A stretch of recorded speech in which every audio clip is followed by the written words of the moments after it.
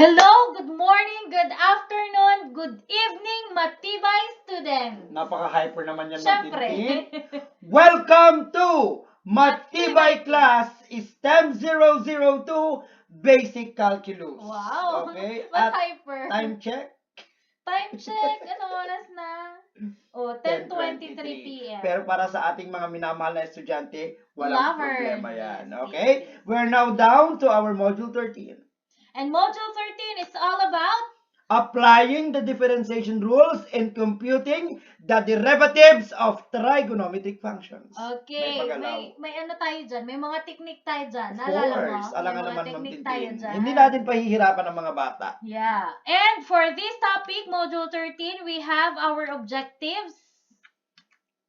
Isa lang pala, objective. Our objective for this topic is to apply the differentiation rules in computing the derivatives of trigonometric function. Nagpapakitang gilas ka, no? Pa-improve ng pa-improve ang iyong mga Siyempre. animation, mga gano'n. Nakita ko kasi yung mga gawa ng mga bata. Oo, di ba Nakakahiya naman. Ay, pangit yung gawa ng Ma'am Tin. Parang gano'n. Ma'am So, dapat Tintin, yung level tayo. At saka, bigyan na natin sila ng konting patikim sa mangyayari sa kanilang 4th MPT. Yes. 1. Diyos 4th ko, MPT 1, hindi naman tayo papayag na tayo lagi ang nagsasalita. di-discuss. At So, alam nyo nagdidiscuss. na. So, may idea na kayo. So, abangan natin yan. Excited ako sa Ma'am Tintin. Ako din. And, let's proceed.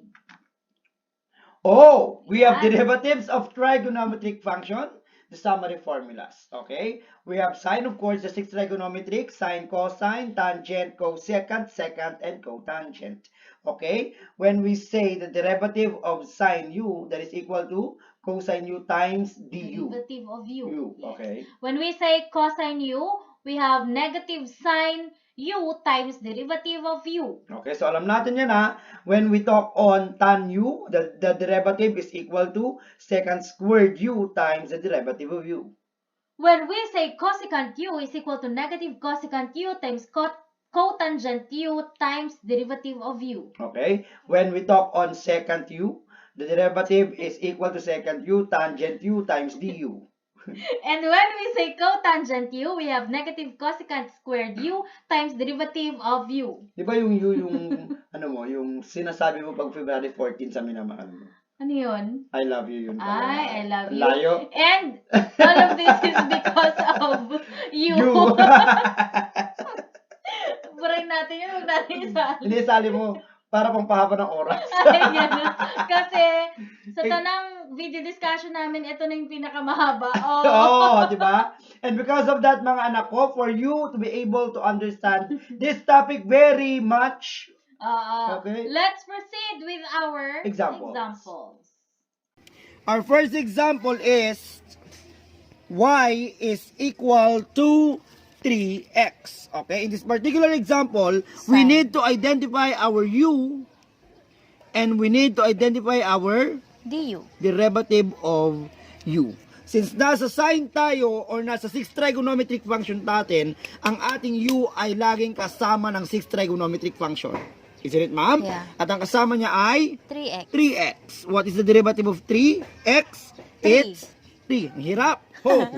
Okay, going back on our formula, sabi niya, ang sine daw, y prime, is equal to cosine u u times derivative of u. Copy cosine. What is u, ma'am? 3x. 3x. Okay? Times 3. what is our du? It's 3. 3. Okay? Is that the final answer? Of course, hindi.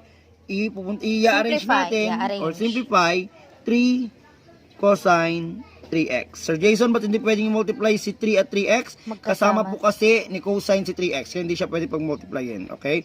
Meron siyang imaginary 1 dito. Kaya multiply mo is 3 times 1, kaya 3. Are we clear, Ma'am Tintin? Yes. Okay. Number 2, we have y is equal to sine cube 9x. Paano naman kung may cube? Okay? Second example, y is equal to sine cube 9x. Sir Jason, meron naman ng Medyo ninenervyos na may ako. cube naman na ang ating sine. Kanina walang cube, walang squared, may cube naman, nakakanervyos. Still, una, kunin pa rin natin si u. at kunin pa rin natin ang derivative ng u. Our u here is 9x. And our derivative is 9. Okay? If and only if meron po talaga siyang higher than 1 exponent, ang una natin gagawin, papakialaman muna natin si sine. Sine cube, ibababa natin si cube, magiging 3. y prime is equal to 3. Copy sine, 3 minus 1, magiging squared na lang squared. siya. Then, copy 9x. Nagets, ma'am? Copy 9x. This is, basta yun, ang process. Times. Okay? Yun na po, yung derivative. Okay? Yun na yun. Anong derivative niya, ma'am? Ang derivative ng sine is cosine u times du. Okay, cosine. Yun, cosine. U, ang anong u natin? 9x. 9x times? Derivative ng u is 9. 9. Times 9. Times 9. Nakakasunod, ma'am Tintin? Yes. Let's simplify. To simplify that one. Next, let's simplify. Take note, mga anak, that sine squared 9x magkasama, si cosine 9x magkasama naman. Ang ating constant dyan ay si 9 at 3. Yun lang ang pwede natin pag-multiplyin. 9 times 3, ma'am, is 27. Then copy. Sine squared 9x. Then cosine 9x. Final answer. Ang hirap. Example. Ma'am, but before we proceed with the third example, take note, mga anak, na yung ating second example kanina ay example ng, ang example number 2 natin kanina is product. Okay? So yun ang process natin pag product. Our third example is paano naman kung quotient, trigonometric quotient. Okay? So y is equal to sine 5x all over negative 4. Ang una natin gagawin is to get u and du. Take note, ang u natin ay kasama palagi ng ating trigonometric function, kaya magiging 5x. Okay? Ang ating derivative of u is, of course, 5. 5. Next process, kukunin na natin ang derivative. Kapag quotient, kukunin mo muna ang numerical coefficient ng given function. Ano numerical coefficient na, ma'am? Ng sine Constant is meron tayong imaginary 1. Kaya, isusulat muna natin si negative 1/4. Nakakasunod, ma'am? Yes. Then, just copy or simply copy yung derivative ng... Hindi, yung given sign, which is sine 5x. Nakasunod, ma'am? Yeah. Kinopy lang natin po yung given sign function. Okay? And let's simplify now. Derivative now is equal to negative 1/4. Okay? I-derive natin yung sine 5x. Anong derivative ng sine, ma'am? Cosine. So, magiging cosine yan. 5x times, ano po? U. Kasi, derivative of this is 5. Nagets, ma'am? Yes. Next. 1/4 times 5. Ito po yun. Is equal to? Negative 5 all over 4 cosine 5x. Pwede rin namang isusulat siya as negative 5 cosine 5x all over 4. Pwede itong sagot na to, pero pwede rin itong sagot na ito. Yes. Nakakasunod, ma'am? Yeah. Okay. Ayan, let's proceed kay next trigonometric function, which is cosine. Kanina yung 3 examples, sine lang yon. Ngayon naman, let's proceed with cosine. Same step, kukunin natin si u and derivative ng u. Again, ang u po natin ay yung laging katabi ng trigonometric functions, which is 8x plus 7. And then, kukunin natin ang derivative ng u. Derivative ng u is 8. Hirap. Since meron na tayong derivative niyan, susundan na natin yung definition ng cosine, which is, sulat natin, Negative sine y prime is equal to negative sine u times du. Let's follow. We have y prime, or derivative of y, is equal to negative sine. Ano ang ating u? We have 8x plus 7 times, our u is 7. Sorry, our derivative of u is 8. Merong 1 doon. Next, simplify. Alam natin na meron siyang imaginary, anong tawag doon? Numerical coefficient. Numerical coefficient na 1. So, multiply y prime now is equal to negative 8 sine 8 x plus 7. Okay. Final answer. Okay, next naman, we have y is equal to cosine cube times 3x or cosine cube 3x. Kaya na ginawa kanina. Parang yung process din natin sa sine kanina, uunahin muna natin yung unahin muna natin kunin si u, wala nang sulat, u and du. Our u is 3x. Our derivative ng u is 3. Next, unahin natin si cosine cube. Pag binaba mo yan, dahil may 1 siya dyan, magkakaroon ka ng 3 cosine squared. Copy 3x. Tama po? Opo. Next, kukunin na natin yung derivative or ifa-follow na natin ang definition. So, we have y prime is equal to negative sine u times du. So, magkakaroon ka ng negative sine. Ma'am, times mo muna. Yan. Negative sine. Ano yung u natin? 3x times, ano yung du? We have 3. So, gaya ng ginawa ni sir kanina, we have y prime, y prime, yeah. Magkasama yung cosine squared 3x, magkasama yung negative sine 3x. So, ang constant natin ay si 3 at si 3. So, you are going to multiply. 3 times 3 is? 3 times negative 3 is? Ay, negative. Kasi ma'am yan, i-times yan, may negative 1 tayo dyan. Ito muna. Since meron ka dyan ang negative 1 na constant, ita-times mo muna yan. So, simplify natin muna. 3 cosine squared 3x. Ayan. Multiply mo yung 1 since meron ka dyang negative, tama? So, magkakaroon ka ng sine 3x. Dito is negative 3. Parehas silang constant. Multiply. Y prime is equal to negative 9 because positive times negative is negative. And then, just simply copy kasi hindi mo naman sila pwedeng i-simplify na. Cosine squared 3x sine 3x. Ma'am, pwede bang magbaliktad si sine at cosine? Pwedeng magbaliktad, yes. Or, we have y prime is equal to negative 9 sine 3x cosine is squared 3x. Inayos lang natin. Ayan. Final answer. Okay, third example, we have y is equal to sine x cosine x. Paano naman pag pinagsama na yung dalawang trigonometric function? Ayoko ng sagutan. Okay, actually, madali lang yan. Bakit? Pag magkaiba sila, applicable na dyan yung ginawa natin before na since product yan. We have first derivative ng second plus second derivative ng first. Ang derivative ng sine natin is cosine. Tama? So, copy mo yung first which is sine. Susulat pa ba natin yung x? Yes. Sine x. Derivative ng cosine. Negative sine. Negative sine. So, negative sine x. Plus, second natin is cosine x times derivative ng first, derivative ng sine is cosine x. Ayan. Since parehas naman sila ng base, pwede natin silang combine like terms. So, sine x times negative sine x, negative sine x squared. Negative sine x squared. Plus, cosine x times cosine x, cosine x squared. So, y prime is equal to this one. Final answer. Let's now move on to tangent. Dahil tapos na kay Ma'am Tintin yung cosine.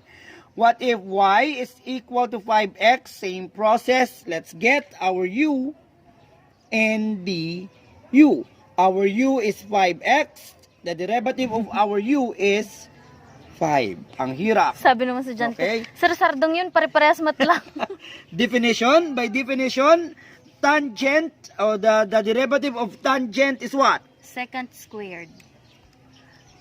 Secant squared u times derivative of u. Okay? So, with that, copy secant squared. Our u is 5x times du, which is 5. Take note that we have our imaginary 1 here. 1 times 5 is 7. 5 pala. secant squared 5x. Final answer. Okay, so we have y is equal to sine x plus 1 tan 3x. Since nasa under tangent pa rin tayo, okay, let's get u and du with respect to our tangent, okay? And our u here is 3x, and the derivative of 3x is 3, okay? After which, kukunin na natin definition. Y prime of a tangent is equal to what? Secant squared u times du. Okay? Substitute. Secant squared.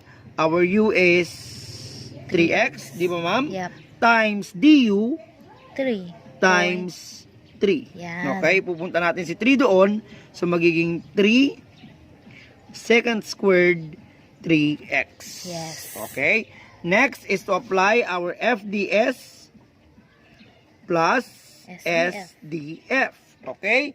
First, this is our first and this is our second. Okay? First is sine x plus 1, okay, times the derivative of second. Tama, ma'am? Apo. The derivative of second is ito. 3 secant squared 3x plus the second, which is tangent 3x, times the derivative of the first. What's the derivative of sine? Cosine x plus 1. Cosine, okay, x plus 1. Naget, ma'am? Yes. Next, take note that secant squared 3x, magkasama yan.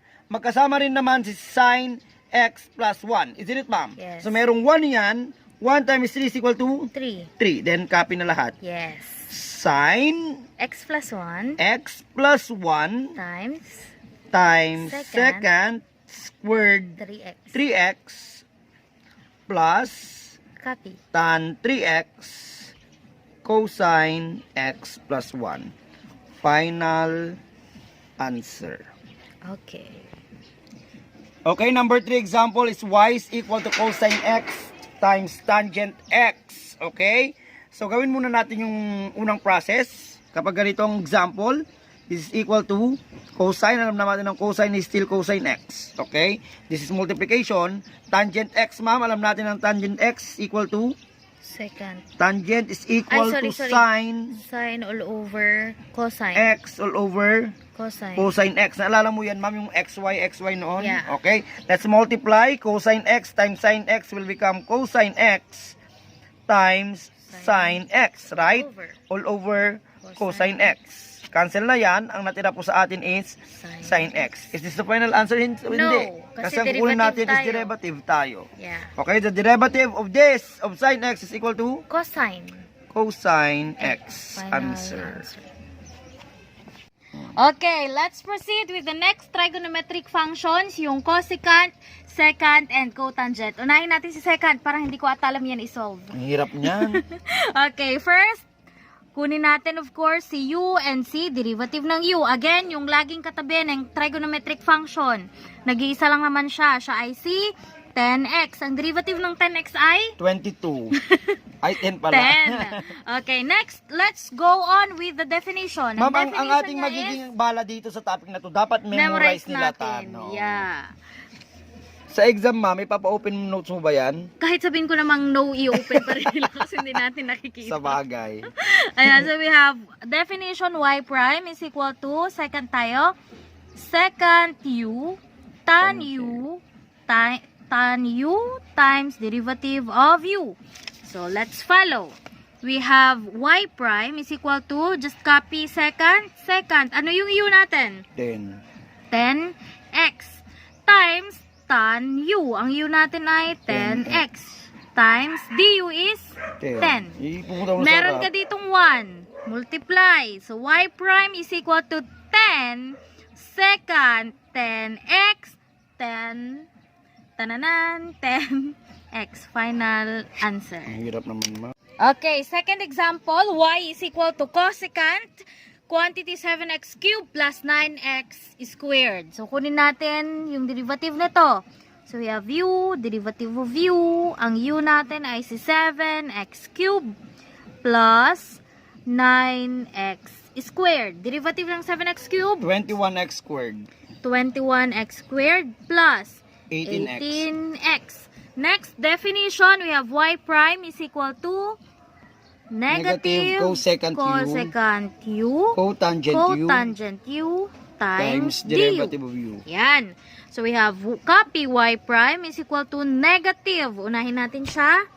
Cosecant u is 7x cubed plus 9x squared times cotangent 7x cubed plus 9x squared times du 21x squared plus 18x. Tama po? Next, meron ka ditong 1 at meron ka din, ayan, i-multiply natin ito kay negative 1. So you have y prime is equal to negative, dahil negative times positive is negative. Negative 21x squared. Negative din. Negative times positive, negative pa rin. Negative 18x. And then copy the remaining. So you have cosecant 7x cubed plus 9x squared. Cotangent 7x cubed plus 9x squared. Final answer. And last but not the least, we have y is equal to cotangent x cubed u du. Our u is x cubed. Derivative ng x cubed ay 3x squared. Next, get the definition. We have y prime is equal to negative cosecant squared u times du. Y prime is equal to negative cosecant squared. What is our u? X cubed times du 3x squared. Next, may 1 dyan, multiply. Y prime is equal to negative 3x squared. Copy. Cosecant squared x cubed. Final answer. So that's it for module 13. Ang bala natin, uulitin ko, gaya ng sinabi ni Sir Jason, kailangan nating i-memorize ang derivative of trigonometric function at yan ang ating magiging bala pagdating ng quizzes or exam. And focus on the examples na binigay namin ni Ma'am Tintin mga anak dahil dun din kami hugot ng ating mga exams and quizzes. Mag-aral mabuti, lagi naming sinasabi yan. Oo. Baka mamaya i-memorize nyo ng mga example, hindi yun ang ibig yung namin process on how to solve it. Hindi namin sinabi yung example mismo. Baka mamaya i-memorize The process on how to solve those trigonometric functions, ganun rin po ang process na gagawin natin pagdating ng exam. Thank you. That's all for today mga anak. Mag-aral mabuti. Lagi niyong tatandaan na lahat ng bagay ay magiging madali kapag pinaghihirapan dahil tayong lahat ay #matibay.